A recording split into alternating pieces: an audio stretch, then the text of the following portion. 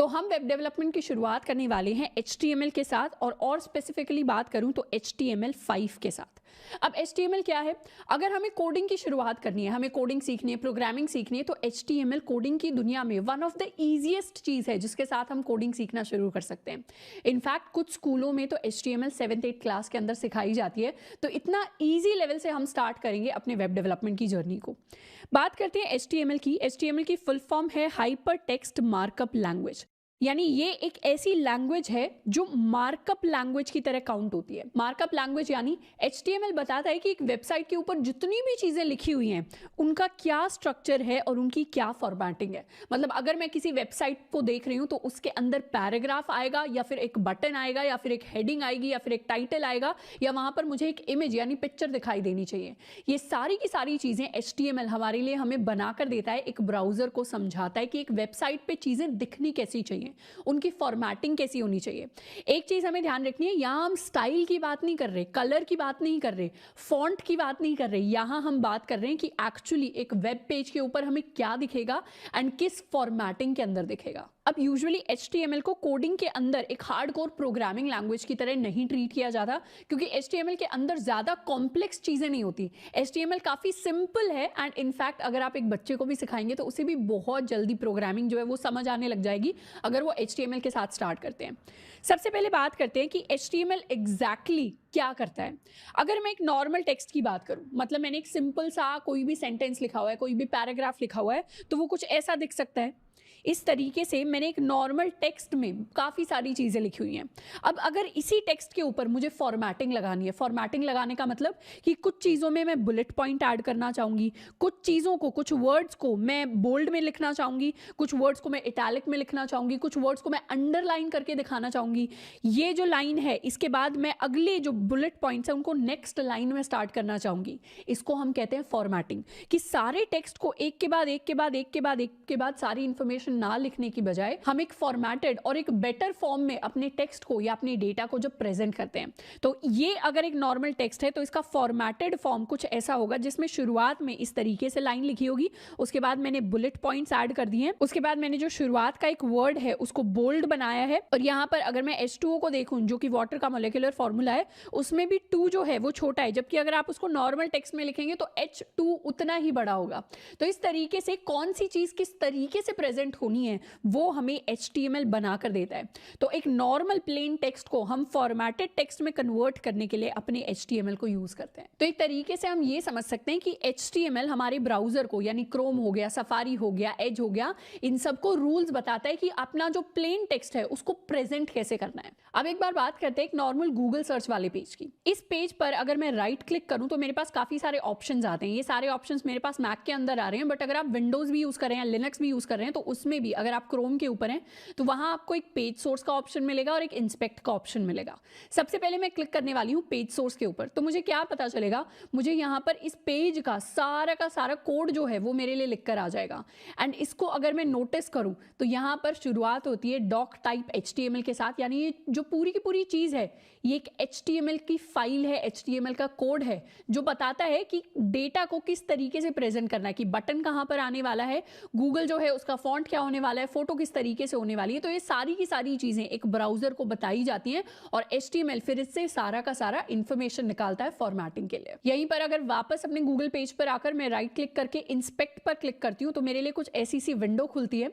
अब यहाँ पर ये जो एरो है इसके ऊपर क्लिक करने के बाद मैं स्क्रॉल करने वाली हूँ अपने पेज के ऊपर, तो यहाँ पर मुझे पता चलेगा कि काफी सारे बॉक्सेस बन रहे हैं। गूगल है ये एक सिंगल बॉक्स के अंदर आ गया, सर्च जो है ये भी एक सिंगल बॉक्स के अंदर आ गया, अगर मैं इस छोटे सर्च की बात करूँ ये भी एक बॉक्स के अंदर आ गया, इन आइकन्स की बात करूँ तो ये भी एक रेक्टेंगुलर बॉक्स के अंदर सारी चीजें मुझे दिखाई दे रही हैं।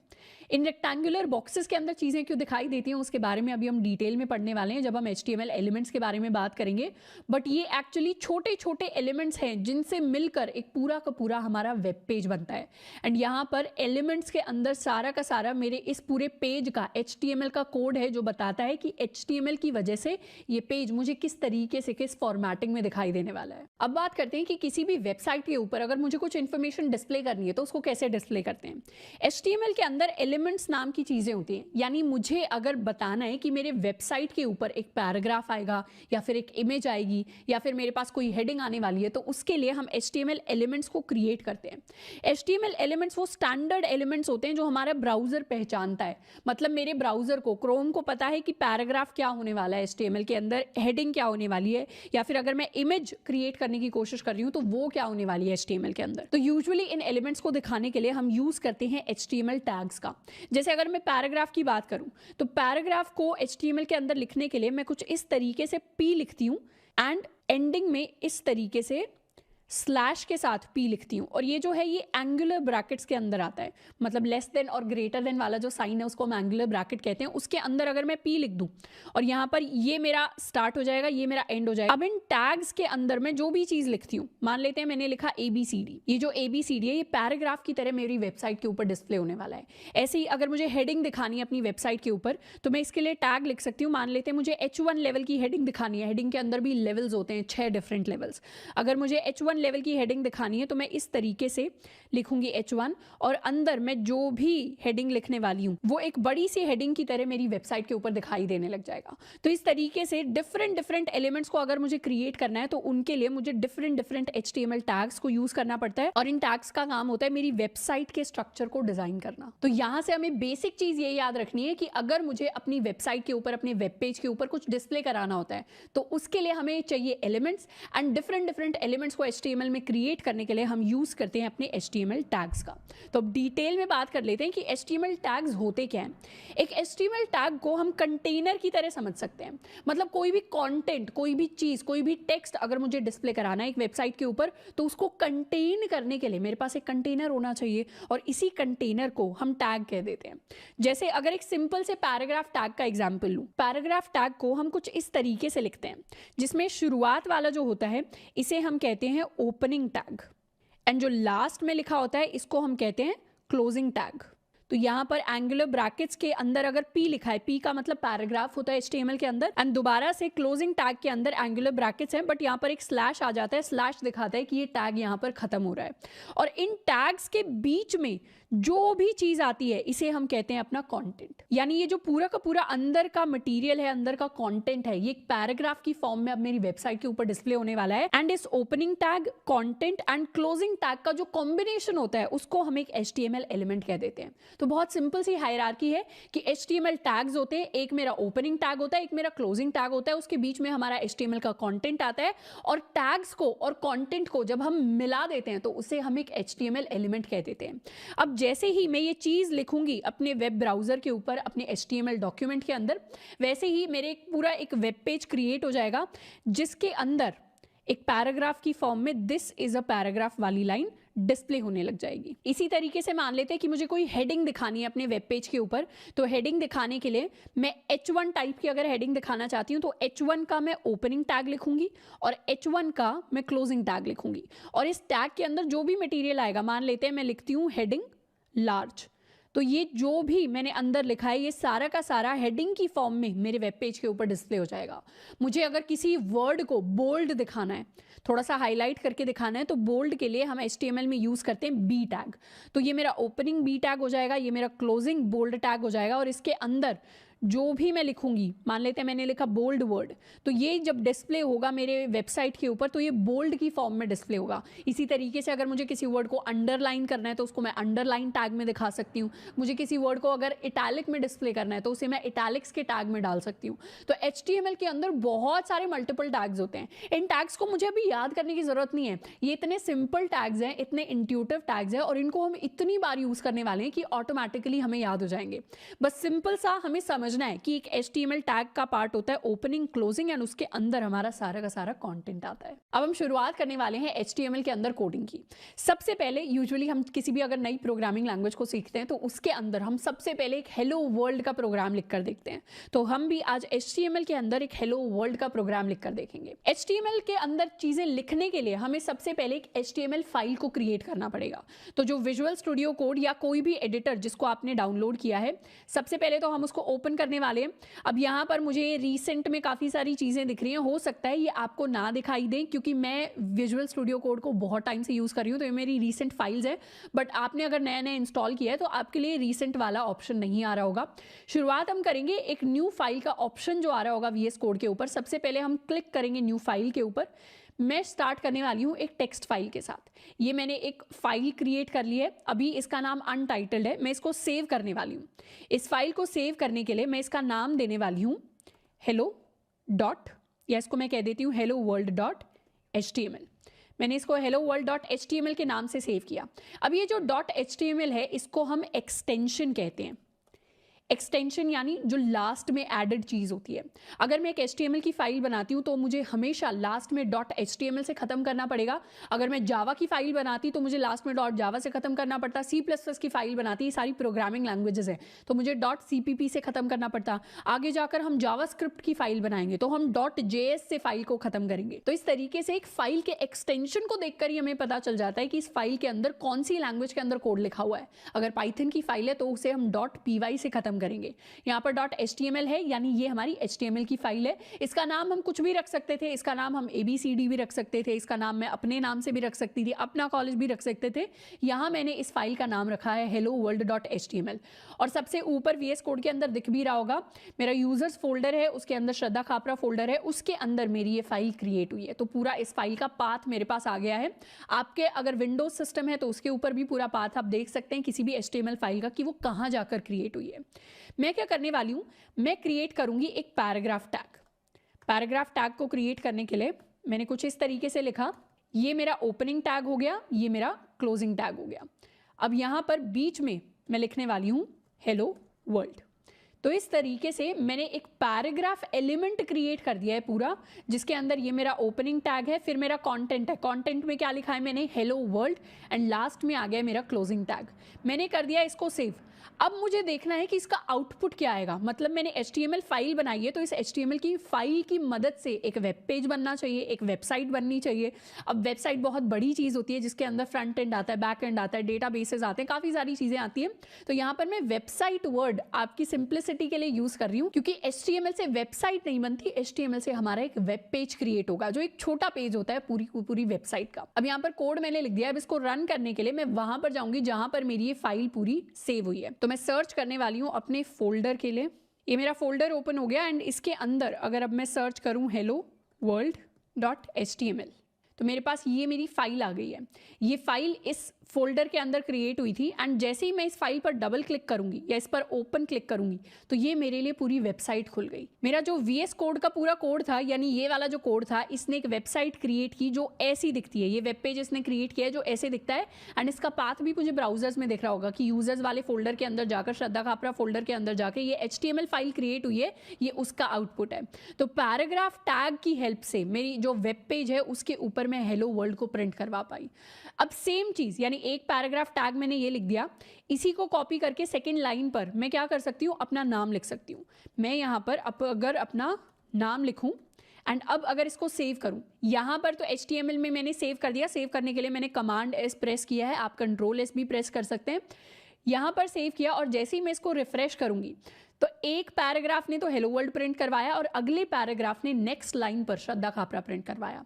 इसी सेम तरीके से मैं एक और पैराग्राफ एलिमेंट क्रिएट कर सकती हूँ जिसके अंदर मैं प्रिंट करवाने वाली हूँ अपना कॉलेज। अब यहाँ पर मैं इसको सेव करके दोबारा से रिफ्रेश करूँ तो थर्ड पैराग्राफ टैग की मदद से थर्ड लाइन में अपना कॉलेज प्रिंट हो गया। तो पैराग्राफ टैग के बारे में हम ये चीज़ सीखे कि पैराग्राफ टैग से अगर कुछ भी प्रिंट होता है तो वो सीधे का सीधा वैसे का वैसा हमारी स्क्रीन के ऊपर दिखाई देता है। उसके साथ साथ अगर हम मल्टीपल पैराग्राफ टैग्स यूज़ करते हैं तो हर एक पैराग्राफ टैग नई लाइन से स्टार्ट होता है। ऐसा नहीं है कि हेलो वर्ल्ड के बाद इसी लाइन में श्रद्धा खापरा आपका प्रिंट हो गया, श्रद्धा खापरा नेक्स्ट लाइन पर प्रिंट हुआ है, अपना कॉलेज उससे भी नेक्स्ट लाइन पर प्रिंट हुआ है। अगर मुझे इन सारी चीज़ों को सेम लाइन पर प्रिंट करना होता तो मैं अलग अलग पैराग्राफ टैग यूज नहीं करती। फिर मैं ये सारी की सारी जो इंफॉर्मेशन है इसको कट करके मैं सेम पैराग्राफ टैग के अंदर प्रिंट करवा रही होती कुछ इस तरीके से। इसको भी कर देते हैं कट एंड यहाँ पर पेस्ट एंड सिंगल अगर पैराग्राफ टैग होता तो मेरी जो इन्फॉर्मेशन है वो कुछ मुझे ऐसी दिखाई देती। तो इस तरीके से हम HTML फाइल को क्रिएट करते हैं एंड उसके अंदर बेसिक कोडिंग को करना स्टार्ट करते हैं। यहाँ पर मैं आपको छोटा सा सवाल दूंगी कि आपको क्या करना है, पैराग्राफ टैग की हेल्प से आपको अपना नाम प्रिंट करवाना है अपने ब्राउजर के ऊपर। तो एक बार पैराग्राफ टैग लिखना है, उसके अंदर अपना नाम लिखना है, फिर देखना है कि कैसे आप अपने वेब पेज पर अपना नाम डिस्प्ले करा सकते हैं। अब एक और चीज जो हमें HTML कोड के बारे में सीखना है कि ये जो सारा का सारा मेरा वेब पेज फॉर्म हुआ है, ये वेब पेज सिर्फ मेरे कंप्यूटर के अंदर रन करेगा। जैसे वेबसाइट्स तो ऑनलाइन होती हैं, अगर amazon.com खोलना है या फिर google.com खोलना है, वो आप अपने कंप्यूटर से भी खोल सकते हैं, मैं अपने कंप्यूटर से भी खोल सकती हूँ। बट ये जो मैंने स्पेसिफिक HTML से वेब पेज क्रिएट किया है, इसको सिर्फ मेरे कंप्यूटर के अंदर खोला जा सकता है क्योंकि इसकी HTML फाइल अभी सिर्फ मेरे कंप्यूटर के अंदर प्रेजेंट है। अगर हम चीज़ों को इंटरनेट पर डालना चाहते हैं और अपने वेब पेज को इस तरीके से बनाना चाहते हैं कि कोई भी उसको एक्सेस कर पाए, कोई भी खोल पाए, तो उसके अंदर हमें डोमेन्स के बारे में सीखना पड़ेगा, होस्टिंग के बारे में सीखना पड़ेगा, जो थोड़ी सी एडवांस चीज़ें हैं जिनको हम बाद में सीख रहे होंगे। तो अभी के लिए जितने भी वेब पेजेस, वेबसाइट, सारी चीज़ें हम क्रिएट कर रहे हैं, वो सारी की सारी हमारे ब्राउजर के अंदर खोलने के लिए, क्योंकि उनकी फाइल्स हमारे कंप्यूटर के अंदर है। अब अगर मैं चाहूँ तो इस पेज के ऊपर राइट क्लिक करके मैं इसे इंस्पेक्ट भी कर सकती हूँ। जैसे ही मैं इंस्पेक्ट करूँगी, आपको क्या दिखाई देगा, आपको पूरा का पूरा HTML कोड दिखाई देगा। HTML कोड के अंदर यहाँ पर आपको दिख रहा होगा एक पैराग्राफ टैग है एंड उसके अंदर सारी की सारी चीज़ें वैसे ही लिखी हुई हैं जैसे हमने अपनी VS कोड की फाइल के अंदर लिखी हुई है। बट यहाँ पर आपको और डिफरेंट टैग्स दिख रहे होंगे। एक HTML अलग से टैग दिख रहा होगा, हेड नाम से टैग दिख रहा होगा, बॉडी नाम से टैग दिख रहा होगा। इन सारे टैग्स के बारे में अभी हम पढ़ने वाले हैं, तो उसको देखकर घबराना नहीं है। बट मेजर काम जो हमारा हो रहा है वो ये पैराग्राफ टैग कर रहा है, जिसके अंदर काफ़ी सारी इंफॉर्मेशन हमने लिखी हुई है। अब इसके साथ साथ अगर मुझे मान लेते हैं मैंने बहुत सारे वर्ड्स लिखे, अब इन वर्ड्स में से कुछ वर्ड्स को मैं बोल्ड में दिखाना चाहती हूँ, तो उसके लिए मैं अपना बोल्ड टैग भी यूज कर सकती हूँ। बोल्ड टैग लिखने के लिए मैं टैग्स के अंदर भी टैग्स लिख सकती हूँ। जैसे इस पैराग्राफ टैग के अंदर मुझे अपना कॉलेज बोल्ड करवाना है, तो मैंने लिखा बी। ये बी का ओपनिंग टैग हो गया एंड इसके क्लोजिंग टैग को अब मैं अपना कॉलेज के बाद लिखने वाली हूँ। तो इस तरीके से बाहर तो मेरा पैराग्राफ टैग है एंड उसके अंदर मेरा एक बोल्ड टैग है, जिसकी मदद से बोल्ड टैग के अंदर जो भी मटेरियल है यानी अपना कॉलेज है वो बोल्ड में डिस्प्ले होगा। पैराग्राफ में तो डिस्प्ले होगा बट साथ के साथ बोल्ड भी हो जाएगा। इसको एक बार करते हैं सेव एंड रिफ्रेश, तो बाकी सारा टेक्स्ट तो नॉर्मली डिस्प्ले हुआ है बट अपना कॉलेज बोल्ड में डिस्प्ले होकर आया है। तो इस तरीके से आप भी अपने टेक्स्ट के अंदर जो भी चीज़ आपको बोल्ड में डिस्प्ले करानी है, हाईलाइट करवानी है, उसको हम बी टैग की हेल्प से बोल्ड में डिस्प्ले करा सकते हैं। अब सबसे पहले हम बात करने वाले हैं पैराग्राफ एलिमेंट के बारे में। पैराग्राफ एलिमेंट को क्रिएट करने के लिए HTML में हम यूज़ करते हैं P टैग का, जो रिप्रेजेंट करता है एक पैराग्राफ को। अब जब भी हम पैराग्राफ की बात करते हैं, पैराग्राफ का मतलब सिर्फ टेक्स्ट नहीं होता। पैराग्राफ का मतलब होता है वो सारा कंटेंट जिसे हमें एक साथ डिस्प्ले कराना है। तो ज़रूरी नहीं है उसके अंदर सिर्फ टेक्स्ट आए, उसके अंदर हो सकता है कि हमारा बोल्ड टेक्स्ट भी आ जाए। एक पैराग्राफ के अंदर हो सकता है हम इमेज और टेक्स्ट दोनों को साथ में डिस्प्ले कराना चाह रहे हो। तो जितना भी कॉन्टेंट हम एक साथ डिस्प्ले कराना चाहते हैं उसके लिए हम यूज करते हैं अपने पैराग्राफ टैग को। अब पैराग्राफ टैग की एक और स्पेशल चीज है कि ये स्पेस को भी क्रिएट करता है। किस तरीके से, एक बार अपनी HTML फाइल के अंदर हम जाकर देखते हैं। मैंने अपनी फाइल के अंदर पैराग्राफ टैग्स लिखे एंड इसके अंदर मैं लिखने वाली हूं this is my first paragraph. अब this is my first paragraph लिखने के बाद मैंने काफी सारी स्पेस दी एंड नेक्स्ट जो चीजें मैं लिखने वाली हूं this is my second paragraph. अब यहाँ पर मैं एक लाइन की स्पेस देकर इसको डिस्प्ले कराने वाली हूँ। इसको कर देते हैं सेव एंड जैसे ही मैंने यहाँ पर सेव किया तो ऑटोमेटिकली क्या हुआ, ये सारी की सारी इन्फॉर्मेशन मेरी सेम लाइन के ऊपर आ गई। ये ऐसा क्यों हो रहा है? अगर आप अपने VS कोड के अंदर सेव कर रहे हैं और वहां पर अगर आप नेक्स्ट लाइन पर ले जाकर सेव करने की कोशिश कर रहे हैं और सेम लाइन पर चीजें नहीं आ रही, तब भी आउटपुट आपका सेम ही आने वाला है। यानी पैराग्राफ में अगर मैं 2 पैराग्राफ्स लिखती हूँ तो सारी की सारी इन्फॉर्मेशन सेम लाइन पर आती है। मान लेते हैं यहाँ पर मैंने बहुत सारी स्पेस दी और अब मैंने इसको सेव किया, तब भी ऑटोमेटिकली वहीं पर आ रहा है। यहां से कंक्लूजन ये निकलता है कि HTML जो आप एक से ज्यादा स्पेसेस देते हैं या एक से ज्यादा नेक्स्ट लाइन पर चीजें डिस्प्ले कराना चाहते हैं, HTML उन सबको नहीं पहचानता।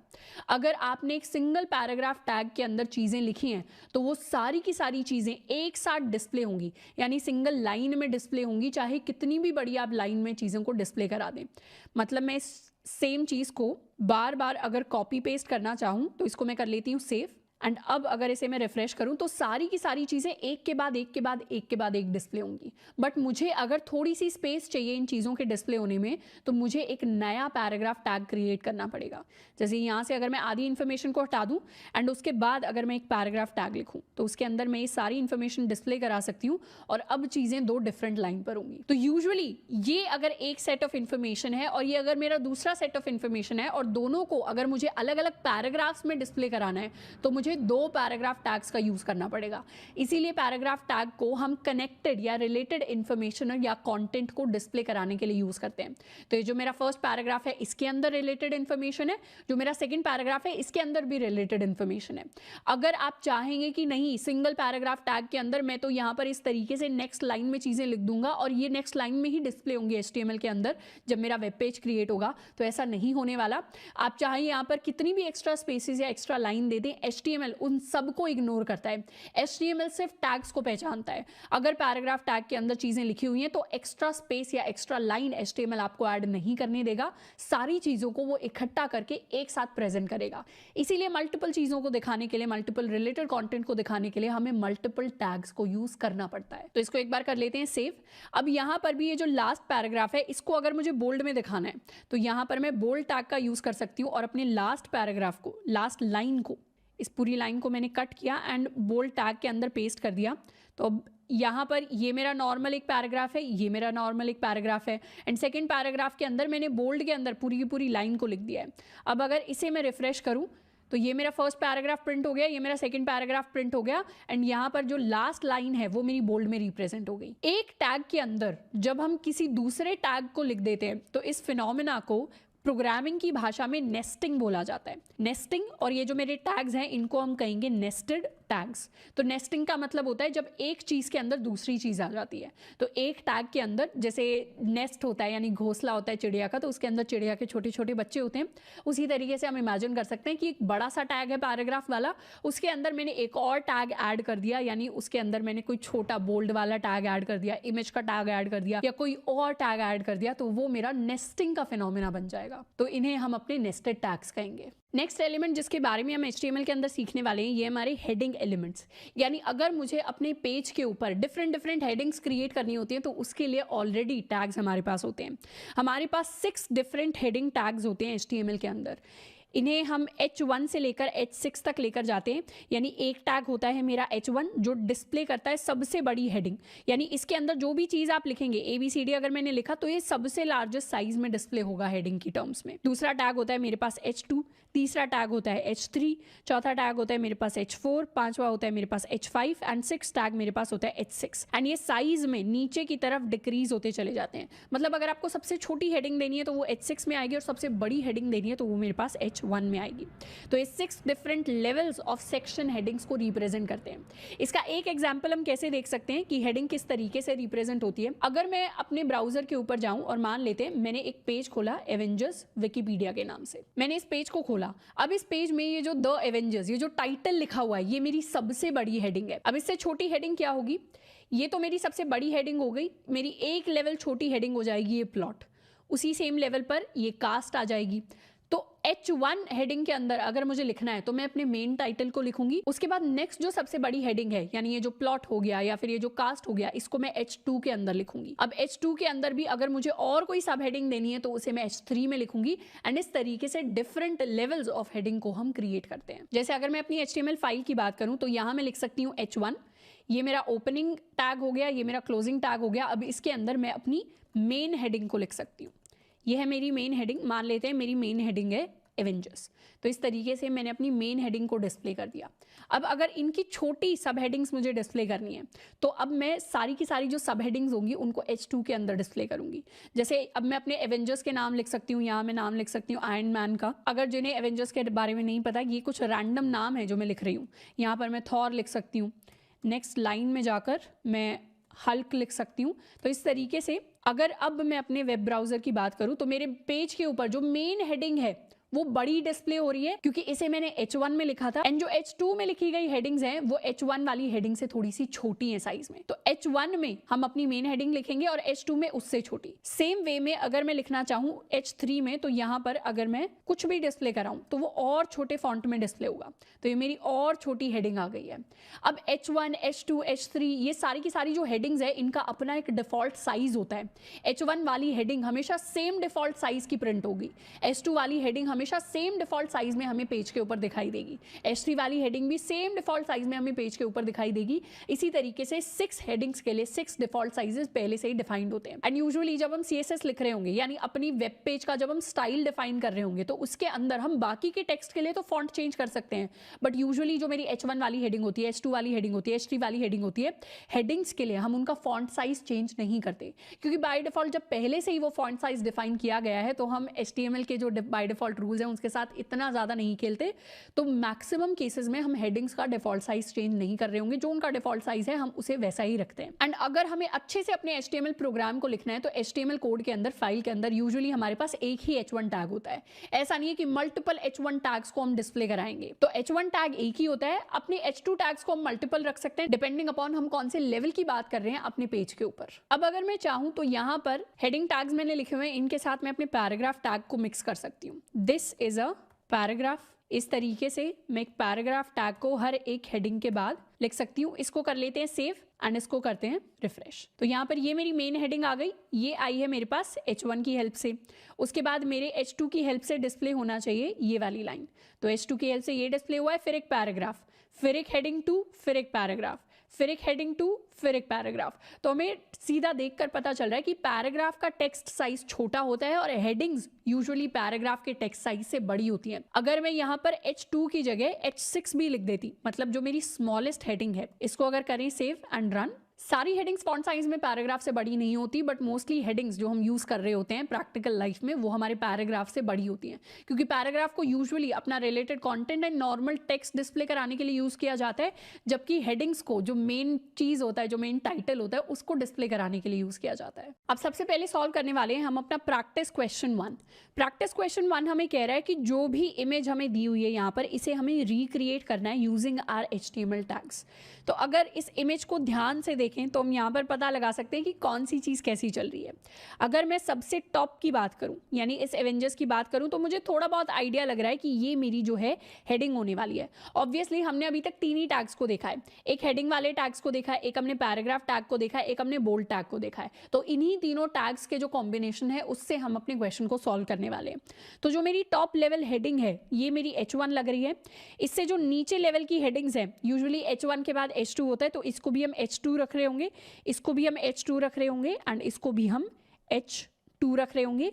एंड इसके अंदर ये वाला जो टेक्स्ट है इसे हम रखने वाले हैं एज माय पैराग्राफ। तो ये मेरा एक पैराग्राफ टेक्स्ट होगा जिसके अंदर ये टोनी स्टार्क, अगर बोल्ड में दिखाई दे रहा है ये वर्ड, तो पैराग्राफ के अंदर हम बोल्ड टेक्स्ट को यूज करेंगे चीजों को बोल्ड दिखाने के लिए। सेम चीज यहाँ पर, ये लाइन एक नॉर्मल पैराग्राफ है जिसके अंदर 2 वर्ड्स बोल्ड हैं, तो हम बोल्ड टैग का भी यूज करेंगे। तो यहाँ पर क्या यूज हो रहा है, यहाँ पर हमारे नेस्टेड टैग्स को हम यूज कर रहे होंगे।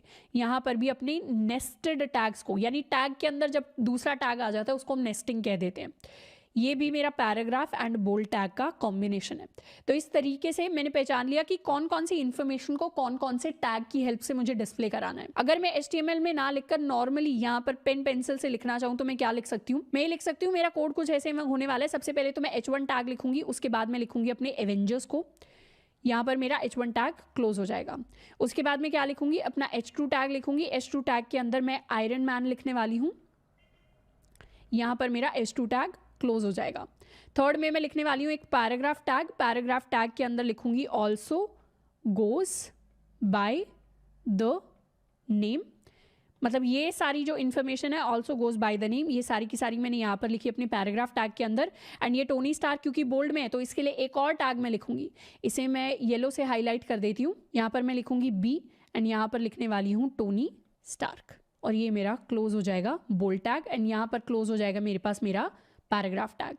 तो इस तरीके से इन 3 लाइंस को डिस्प्ले कराने के लिए मैं ये 3 लाइनें लिख सकती हूँ। सिमिलरली इन दोनों लाइंस को डिस्प्ले कराने के लिए मैं दोबारा से H2 tag and paragraph tag को यूज़ करूँगी, जिसके अंदर बोल्ड टैग की नेस्टिंग होगी। तो इस तरीके से मैं अपनी सारी इन्फॉर्मेशन को डिस्प्ले करा सकती हूँ। इसको अब हम लिखने वाले हैं अपनी HTML फाइल के अंदर। सबसे पहले मैं लिखने वाली हूँ अपना H1 टैग हेडिंग 1, जिसके अंदर मैं लिखूंगी एवेंजर्स। उसके बाद नेक्स्ट लाइन के अंदर आएगी मेरी हेडिंग 2 टैग, जिसके अंदर मैंने लिखा है iron man with a space. Next line में मैं अपना पैराग्राफ टैग लिखूंगी। यहाँ पर लिखने वाली हूँ also goes by the name. यहाँ पर मेरा बोल्ड टैग आ जाएगा, जिसके अंदर लिखूंगी टोनी स्टार्क। इसके बाद दोबारा से नेक्स्ट लाइन के ऊपर H2 टैग आ जाएगा, जिसके अंदर लिखा होगा captain America. And next line के ऊपर दोबारा से पैराग्राफ टैग के अंदर also goes by the name. दोबारा से मेरा बोल्ड टैग आ जाएगा स्टीव रॉजर्स। नेक्स्ट लाइन के अंदर दोबारा से H2 टैग के अंदर मैं लिखने वाली हूँ हल्क। नेक्स्ट लाइन के अंदर पैराग्राफ टैग, यहाँ पर आएगा also goes by the name. यहाँ पर मेरा बोल्ड टैग के अंदर ब्रूस बैनर। तो इसको मैं कर लेती हूँ सेव। ये पूरा का पूरा कोड मैंने कर लिया है सेव। एंड अब करेंगे इसको रिफ्रेश करते ही मेरी सेम जो helloworld.html फाइल है उसने ये वेब पेज क्रिएट कर दिया, जिसकी हमें इमेज दी हुई थी।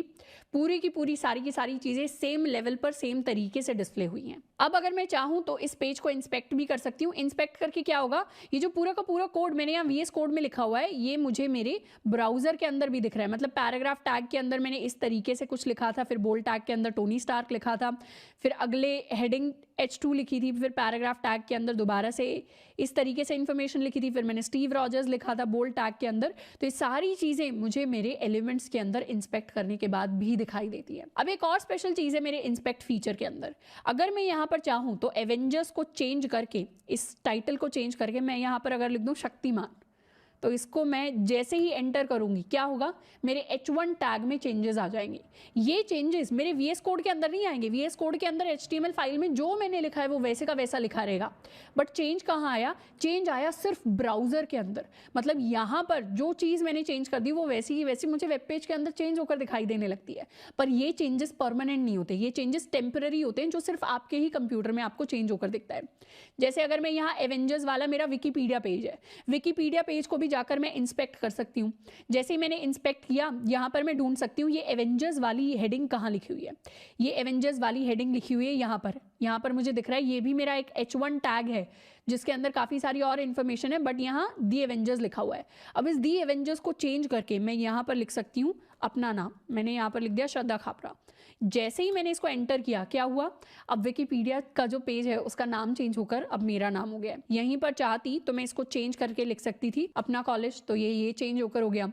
इसी पेज को चेंज करके मैं यहाँ पर चाहती तो शक्तिमान भी लिख सकती थी। तो ये पूरे के पूरे विकीपीडिया पेज का जो इन्फॉर्मेशन है वो चेंज हो गई। तो कभी कभी यूजुअली लोग सोशल मीडिया के ऊपर इस तरीके की वीडियोस डालते हैं कि उन्होंने पूरे वेब पेज को चेंज कर दिया है, विकीपीडिया पर कुछ भी इन्फॉर्मेशन डिस्प्ले हो रही है। तो वैसी चीज़ों के ऊपर जाना नहीं है। ज़रूरी नहीं है कि वो जो इन्फॉर्मेशन आपको डिस्प्ले करके दिख रही है किसी भी वीडियो के अंदर एक वेबसाइट के ऊपर, वो एक्चुअल इंटरनेट के ऊपर पोस्टेड हो। क्योंकि ये जो शक्तिमान चेंज हुआ है, अगर आप अपने विकीपीडिया से एवेंजर्स वाला ये वाला लिंक खोलेंगे तो आपको एवेंजर्स ही दिखाई देगा। ये जो छोटा सा चेंज हुआ है ये सिर्फ मेरे ब्राउजर के अंदर और सिर्फ मेरे सिस्टम के अंदर चेंज हुआ है, और ये एक टेम्पररी चेंज है। अगर मैं अपने जो पेज है इसे रिफ्रेश करूंगी तो दोबारा से ओरिजिनल जो इन्फॉर्मेशन है जो इंटरनेट के ऊपर पोस्टेड है वो दिखने लग जाएगी। तो इस तरीके से इंस्पेक्ट फीचर की हेल्प से हमने एक नॉर्मल वेब पेज क्रिएट किया है, और मुझे इसके अंदर कुछ चेंजेस करके देखने हैं।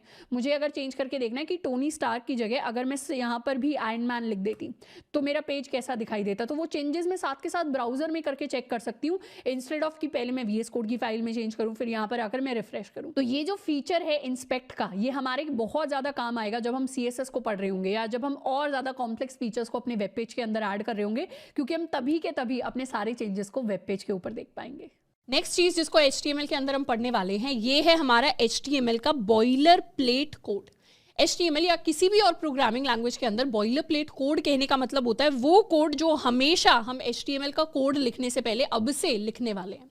यानी अगर हमें कोई भी फाइल बनानी है जिसके अंदर हम HTML का कोई भी कोड लिखेंगे तो उससे पहले इतना पार्ट है HTML में जिसको हमें पहले हमेशा लिखना पड़ेगा। हर एक लैंग्वेज का अपना कुछ ना कुछ थोड़ा सा बॉइलर प्लेट कोड होता है। अगर आप जावा लिखना चाहते हैं तो जावा का भी बॉइलर प्लेट होता है, C++ लिखना चाहते हैं उसका भी एक बॉइलर प्लेट होता है। तो वो एक बेसिक टेम्पलेट होता है जिसको हमें हमेशा लिखना होता है। तो इसी बेसिक टेम्पलेट या स्टैंडर्ड फॉर्मेट इसको हम कह सकते हैं, या इसको skeleton of writing HTML code हम कह सकते हैं। यानी हमारे HTML कोड का भी एक बेसिक ढांचा होता है जिसको पहले हमें प्रिपेयर करना होता है। यानी डायरेक्टली हम फाइल खोलकर सिंपल जैसे अभी तक हम टैग्स लिखते आए हैं वैसे टैग्स लिखना हमें स्टार्ट नहीं करना। जैसे शुरुआत में ही पहली लाइन में हमने पैराग्राफ टैग बना दिया या कोई और टैग बना दिया, उस तरीके से नहीं अप्रोच करना पड़ता। सारी चीज़ों को HTML में हमें सिस्टमैटिक तरीके से लिखना पड़ता है। सबसे ऊपर HTML की फाइल के सबसे ऊपर हम ये लाइन लिखते हैं। इस लाइन में हम कुछ ऐसा लिखते हैं कि एक्सक्लेमेशन डॉक टाइप HTML। इस लाइन का बेसिक मतलब होता है कि हम HTML5 को यूज कर रहे हैं। यानी पूरे के पूरे डॉक्यूमेंट को ये फाइल बता देती है कि HTML का कौन सा वर्जन यूज हो रहा है, वर्जन 5 यूज हो रहा है। जैसे हमारे पास गेम्स में वर्जन होते हैं या हम WhatsApp जैसी एप्स को अपडेट करते हैं, वैसे HTML भी अपडेट होता है। और HTML का जो अपडेटेड वर्जन है जिसको हम यूज करते हैं वो है हमारा वर्जन 5, जिसको इस लाइन के थ्रू हम रिप्रेजेंट करते हैं। उसके बाद नेक्स्ट जिस टैग को हम लिखते हैं ये होता है मेरा HTML टैग। HTML टैग पूरे के पूरे बाकी के कोड को अपने अंदर लिखवाता है। मतलब सारी जो बाकी की बाकी चीज़ें हम लिखने वाले हैं वो सारी की सारी अब HTML टैग के अंदर लिखी जाएंगी। HTML टैग को एक तरीके से हम अपना रूट टैग कह सकते हैं। अब ये रूट वर्ड आता कहाँ से? रूट यानी जड़ या फिर किसी भी कोड का सबसे पहला पार्ट। तो जब भी हम HTML के कोड की बात करते हैं तो इसमें सबसे ऊपर हमने ये वाला टैग लिखा है जिसको हम HTML टैग कहेंगे।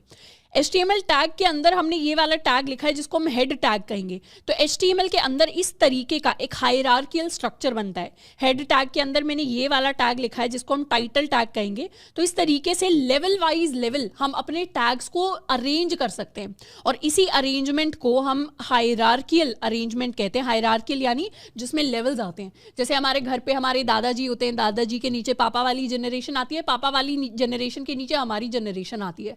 तो एक तरीके से क्या फॉर्म होगी? हायरार्की फॉर्म होगी जिसके अंदर आप डायग्राम बनाएंगे तो लेवल्स आते हैं। वैसे ही लेवल्स हमारे HTML टैग्स के अंदर आते हैं जो दिखाता है कौन सा टैग ऊपर आता है यानी पहले आता है या बाहर आता है और कौन सा टैग नीचे की तरफ या अंदर की तरफ आता है। तो इसी हायरार्कियल अरेंजमेंट में जो सबसे टॉप लेवल पे बैठा होता है उसे हम रूट कहते हैं। और यहाँ पर रूट कौन हो जाएगा? यहाँ पर रूट हो जाएगा हमारा HTML टैग, क्योंकि ये फर्स्ट ऐसा वैलिड टैग है जिसके साथ हम अपने HTML कोड की शुरुआत करते हैं। तो जब भी हम अपना HTML कोड लिख रहे होंगे हम पहले डॉक टाइप लिखेंगे, फिर हम HTML टैग को लिख रहे होंगे और फिर सारा का सारा कोड हमारे HTML टैग के अंदर जा रहा होगा। अब HTML टैग के अंदर जो फर्स्ट टैग हम लिखते हैं ये होता है हमारा हेड टैग। इस हेड टैग को हम लिख रहे होते हैं और हेड टैग के अंदर सारी की सारी हमारी मेटा इन्फॉर्मेशन या बाकी एक्स्ट्रा इन्फॉर्मेशन जाती है। मतलब ये जितना भी पार्ट होता है मेरा, इसमें जैसे अगर मुझे CSS को लिंक करना है HTML के साथ, यानी अगर मुझे किसी भी वेबसाइट की स्टाइलिंग बतानी है तो स्टाइलिंग को हेड टैग के अंदर बताया जाएगा। अगर मुझे जावास्क्रिप्ट को लिंक करना है HTML के साथ तो उसको भी हम हेड टैग के अंदर लिंक कर रहे होंगे। यानी जो दूसरी फाइल्स की लिंकिंग होती है या कोई भी एक्स्ट्रा इन्फॉर्मेशन होती है जो हमें ब्राउजर के ऊपर या अपने वेब पेज के ऊपर डिस्प्ले नहीं करानी बट एक्स्ट्रा इंफॉर्मेशन होनी चाहिए, उस इंफॉर्मेशन को हम अपने हेड टैग के अंदर लिखते हैं। तो इस हेड टैग को एक तरीके से हम कह सकते हैं कि इसके अंदर हम अपना मेटा डेटा स्टोर करते हैं। मेटा डेटा का बेसिक मतलब होता है डेटा अबाउट डेटा, यानी जितना भी हमारा HTML कोड है उसके बारे में एक्स्ट्रा इन्फॉर्मेशन जिसको हम स्टोर करना चाहते हैं, जैसे उसकी स्टाइलिंग कहाँ से आनी है, उसकी फंक्शनैलिटी कहाँ से आनी है। और इस हेड टैग के अंदर एक टैग है जिसको हम हमेशा अपने वेब पेजेस के लिए डिफाइन करते हैं, वो होता है मेरा टाइटल टैग। टाइटल कहने का मतलब है कि ये हमारे वेब पेज का टाइटल है। टाइटल इसको आप ऐसे समझ सकते हैं कि अगर हमें किसी भी वेबसाइट का नाम गूगल पे सर्च करना है, मान लेते हैं मैंने गूगल पे सर्च किया amazon.com, तो गूगल क्या करेगा? गूगल सर्च क्वेरी को इस टाइटल के बेसिस पर सर्च करेगा। इसीलिए टाइटल का जो नाम है वो बहुत ज़्यादा रेलेवेंट होना चाहिए। मतलब अगर जो भी आप अपने पेज में डिस्प्ले कराना चाहते हैं वही नाम आपको अपने टाइटल को देना है। और ये टाइटल का नाम कभी भी डिस्प्ले नहीं होता वेबसाइट पर। मतलब अगर आपने माई फर्स्ट पेज लिख दिया तो ये टाइटल जो है ये आपके मेन वेब पेज पर वेबसाइट के ऊपर डिस्प्ले नहीं होगा, ये वेबसाइट से ऊपर की तरफ टैब के ऊपर डिस्प्ले होता है। जैसे इसका एक एग्जांपल देखते हैं। मान लेते हैं हमने वेबसाइट खोली netflix.com। अब netflix.com के ऊपर जब ऐसे इस तरीके से वेबसाइट खुलेगी तो ऊपर लिखा हुआ आ रहा है, नेटफ्लिक्स का आइकन है, Netflix India, watch TV shows online, watch movies online. तो ये जो ऊपर की तरफ डिस्प्ले होकर आ रहा है ये मेरे नेटफ्लिक्स के मेन वेब पेज का टाइटल है। तो इस तरीके से टाइटल जो है हमें दिखाता है कि वेब पेज के ऊपर एक्चुअली होने क्या वाला है, इसीलिए टाइटल का नाम बड़े सोच समझकर हमें अपने प्रोजेक्ट्स या फिर वेबसाइट्स के लिए रखना होता है। नेक्स्ट जिस चीज की हम बात करेंगे वो है मेरा बॉडी टैग। अब हम चाहें तो HTML को दो पार्ट्स में डिवाइड कर सकते हैं, एक होता है हमारा हेड टैग, एक होता है हमारा बॉडी टैग। हेड टैग के अंदर वो सारी चीजें आती हैं जो वेबसाइट के ऊपर जनरली दिखाई नहीं देती, और इन चीजों में हमारा मेटा डेटा स्टोर होता है, इसे हम मेटा डेटा कर लेते हैं। एंड हमारे बॉडी टैग के ऊपर वो चीज़ें दिखाई देती हैं जो एक्चुअली हमारे वेब पेज के ऊपर हमें डिस्प्ले होकर दिखाई देती हैं। जैसे अगर मुझे पैराग्राफ टैग लिखना है तो वो बॉडी टैग के अंदर आएगा, अगर मुझे हेडिंग टैग लिखना है तो वो भी बॉडी टैग के अंदर आएगा, या फिर कोई और ऐसा टैग है, जैसे मान लो आगे हम बहुत सारे टैग्स बनाना सीखेंगे, हम लिस्ट बनाना सीखेंगे, हम फॉर्म्स बनाना सीखेंगे, हम टेबल्स बनाना सीखेंगे, हम बटन्स वगैरह, इमेजेस, बहुत सारी चीज़ें सीखने वाले हैं, तो वो सारे के सारे टैग मेरे बॉडी टैग के अंदर हम लिख रहे होते हैं। तो जैसे इस पैराग्राफ टैग को हमने बॉडी टैग के अंदर लिखा है, तो एक जनरल लेआउट होता है जिसको हम हमेशा फॉलो करते हैं जब भी हम अपने HTML कोड को लिखना चाहते हैं। अब एक बार क्या करते हैं, इस HTML बॉयलर प्लेट कोड को हम अपने VS कोड के अंदर जनरेट करने वाले हैं। तो हमने एक बिल्कुल खाली फाइल बनाई हुई है classroom.html, एंड अपने VS कोड के ऊपर एक शॉर्टकट होता है इस बॉयलर प्लेट कोड को जनरेट करने का। यानी हम सिंपली क्या कर सकते हैं, हम सिंपली एक्सक्लेमेशन दबा सकते हैं। हमारा जो कीबोर्ड होता है उसके ऊपर अगर आप एक्सक्लेमेशन यानी ये वाला जो साइन होता है इसको अगर स्क्रीन पर लिखेंगे, यानी इसको अगर टाइप करेंगे, तो उसके बाद आपको कुछ ऐसे ऑप्शंस दिखाई देंगे, इनको हम एमिट्स कहते हैं। एमिट कहने का मतलब है कि ये शॉर्ट फॉर्म है।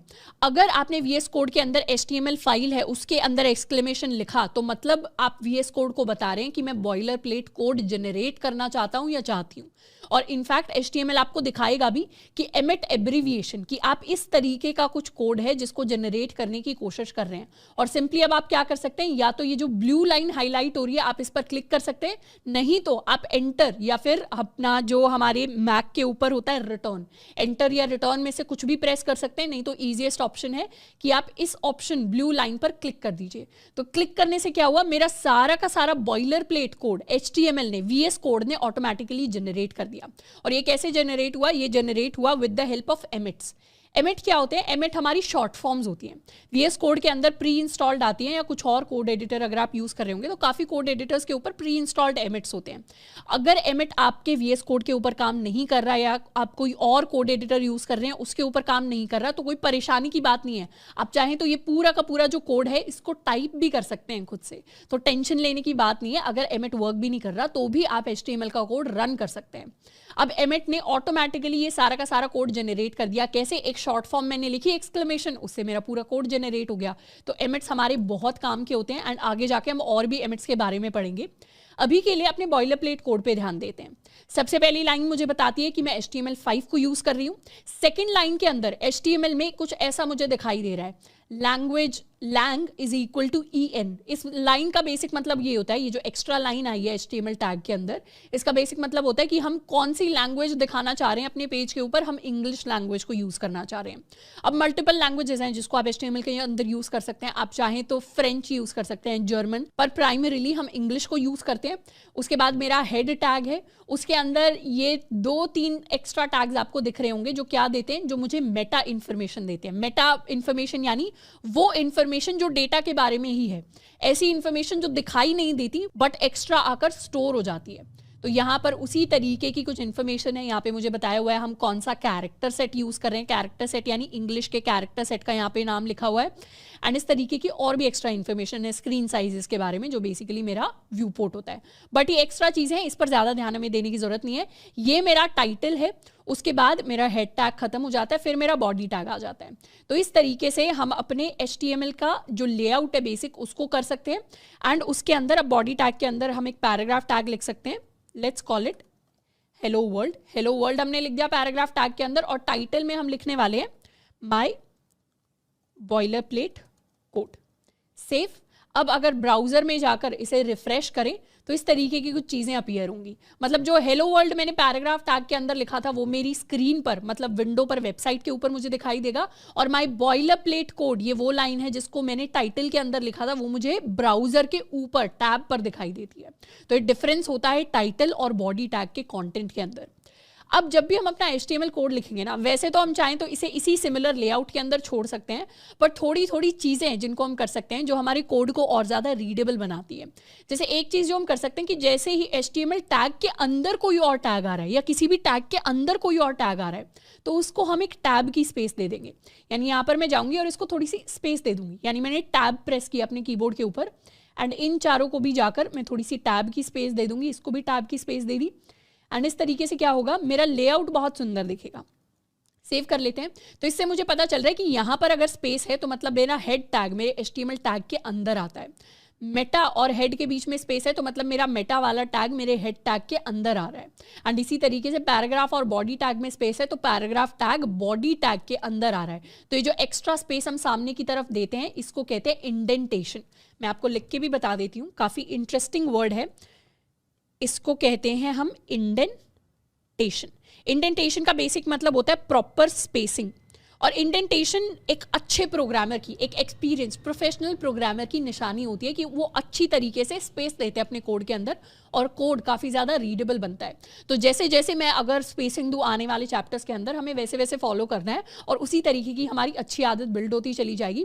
एंड इनफैक्ट इंडेंटेशन सिर्फ HTML कोड के अंदर नहीं, चाहे हम जावास्क्रिप्ट पढ़ें, चाहे हम CSS पढ़ें, चाहे हम कोई और लैंग्वेज पढ़ रहे हो, सबके अंदर इंपॉर्टेंट होती है। अब HTML के अंदर अगर आपने इंडेंटेशन नहीं दी तो उससे क्या होगा, उससे HTML पर कोई फर्क नहीं पड़ेगा, कोड हमारा वैसे के वैसे रन करेगा। पर पाइथन जैसी लैंग्वेज, पाइथन एक लैंग्वेज होती है, उसके अंदर अगर इंडेंटेशन आपने खराब दे दी तो आपका कोड ही वर्क नहीं करता। तो वहां पर इंडेंटेशन बहुत ज्यादा इंपॉर्टेंट होती है। यहाँ पर कोड को रन कराने के मामले में बिल्कुल भी इंपॉर्टेंट नहीं होती, बट हाँ एक एक्सपीरियंस्ड और प्रोफेशनल प्रोग्रामर की निशानी होती है, तो उसको हमें फॉलो करते हुए चलना है।